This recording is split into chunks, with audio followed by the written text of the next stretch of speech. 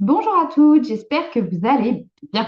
Alors, tout d'abord, je vous souhaite évidemment une très bonne année 2025 à toutes. Évidemment, je vous souhaite plein de rires, de moments partagés, des moments juste avec soi, ça c'est bien aussi.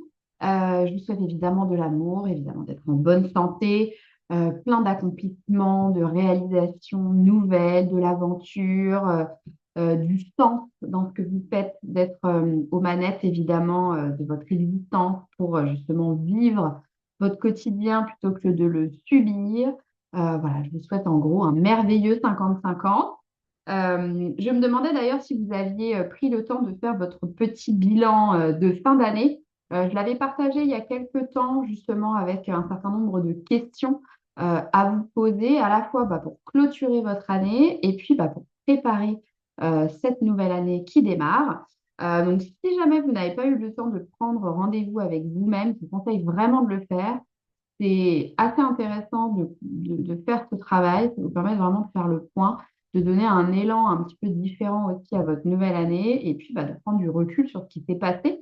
Donc, vraiment, je vous conseille de le faire si ce n'est pas une habitude que vous avez déjà et de la mettre en place potentiellement cette année. Pour justement parler début d'année, évidemment, nouvelle année rime souvent avec bonne résolution. On les connaît, c'est super parce que vous avez en général une espèce d'élan génial qui nous anime, qui nous booste, avec plein de super nouvelles résolutions. Mais on va pas se mentir, en général, ça dure 3 semaines et puis après, ça retombe comme un soufflé. Et puis, on se décourage très vite et finalement, on met un peu de côté ce qu'on avait prévu pour soi. Donc ça, c'est un peu dommage. Et, j'aimerais en fait finalement vous donner quelques tips pour vous dire, moi, mes bonnes résolutions, je vais les tenir. Et donc, bonne nouvelle, rassurez-vous, c'est des choses qui peuvent s'arranger et je vais peut-être vous surprendre, mais ce n'est pas des bonnes résolutions qu'il vous faut, ce sont des objectifs clairs et de nouvelles habitudes. Donc, comment on fait? Parce que vous allez dire, elle est bien gentille, elle me dit qu'il faut que je fasse des objectifs plutôt que des résolutions, mais c'est quoi la différence? Comment je fais? Et surtout, comment je fais pour rester motivée et pour que ça marche? Donc, voilà quelques tips pour vous. Petit 1, vous définissez votre objectif à l'écrit et à la première personne. Ça, c'est hyper important pour littéralement que votre projet devienne concret. Qui passe de ce qui tourne dans votre cerveau à une feuille de papier et une sorte d'engagement envers vous-même. Deuxièmement, demandez-vous pourquoi vous voulez atteindre cet objectif et s'il vous plaît, aimez vos raisons. Il ne faut pas que ce soit parce que sinon, il va avoir telle conséquence. Non, il faut que vous ayez vraiment à cœur de mettre en place cet objectif, d'atteindre cet objectif et que vous aimiez vos raisons. D'accord? Ça, c'est hyper important. Troisième point, fixez une date pour l'atteinte de cet objectif. Attention, on a souvent tendance à surestimer ce qu'on peut faire en un mois et à sous-estimer ce qu'on peut faire en un an. Donc, donnez-vous du temps. Ne vous pressurisez pas il faut que dans un mois, j'en sais rien, réussi à courir 30 km. Non, on y va petit à petit. On fixe un délai suffisamment long pour limiter aussi la résistance de votre cerveau. Sinon, il va paniquer et ça va être compliqué. D'accord? Petit 4, on découpe justement en toutes petites étapes l'objectif. Cinquième point, on fixe dans l'agenda on planifie chacune de ces petites étapes. D'accord?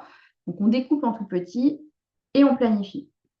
Sixième point, on commence tout petit, petit, petit. L'idée, c'est, si on est dans le sujet de faire 30 km, c'est de se dire, OK, je cours 10 minutes.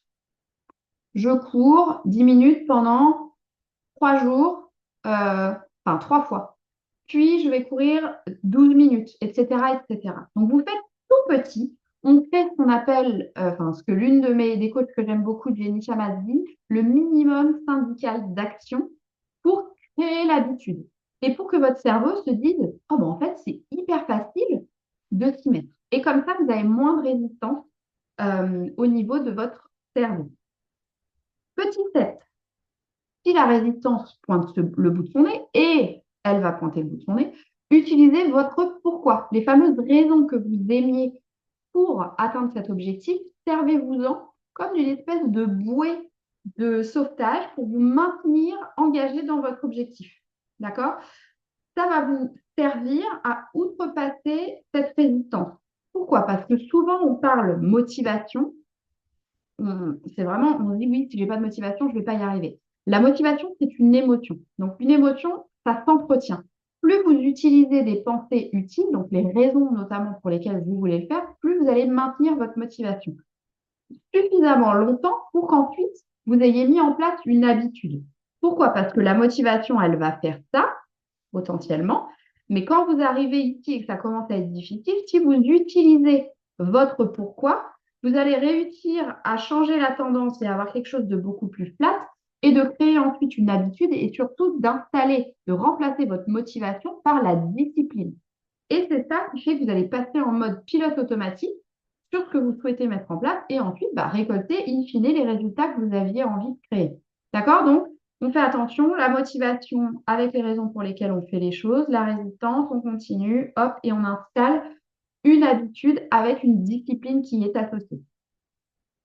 Numéro 8, soyez votre meilleur soutien dans cette histoire, d'accord? Il faut que vous jouiez dans votre propre équipe, mais ce qui peut aider aussi, c'est d'avoir quelqu'un avec qui auprès de qui finalement vous vous êtes engagé, vous avez dit, écoute, voilà, moi ça c'est mon objectif, voilà où j'en suis au fur et à mesure, on fera un point toutes les semaines ou toutes les 2 semaines, ou est-ce que tu le fais avec moi? Ça peut aussi aider parce que ça permet de créer finalement quelqu'un auprès de qui vous allez devoir vous justifier si vous avez un peu lâché ou autre, et qui du coup va vous accompagner. Ça peut aider. Numéro 9, continuez d'essayer, d'accord? Si vous voyez qu'il y a des moments où vous fléchissez un petit peu, où vous avez eu la crève et vous n'y avez pas été, ou il y a plein d'autres raisons qui font que parfois ça peut arriver qu'on planche. C'est pas grave. Encore une fois, soyez compatissant, patient et jouez dans votre propre équipe et continuez d'essayer. Remettez en place les choses petit à petit et comme je le disais, donnez-vous du temps, d'accord, pour atteindre votre objectif. D'accord? Le chemin compte autant que la destination. C'est là que vous vous développez, c'est là que vous mettez des choses en place, c'est là que vous développez votre confiance en vous et votre capacité à finalement tenir vos engagements envers vous-même. D'accord? Et le 10e point que j'ai envie de vous partager ici aujourd'hui, c'est un objectif ou une nouvelle habitude à la fois. Commencez pas à me sortir une liste à la Prévert, je veux manger sainement, je veux faire le marathon de Paris, je veux travailler 5 heures de moins par semaine et aller toutes les semaines en rendez-vous chez X. Ok, c'est très bien, on peut faire beaucoup de choses sur une année, mais n'oubliez pas que tous les objectifs d'une année ne sont pas à fixer en janvier pour janvier. Vous pouvez répartir les objectifs que vous avez envie d'atteindre dans votre année tout au long de l'année. Peut-être un par trimestre, peut-être un par semestre. Voilà, à voir. Tout regrouper au tout début de l'année, c'est bien, ça vous booste, vous avez un bon élan parce que vous avez envie de faire plein de choses et c'est excitant.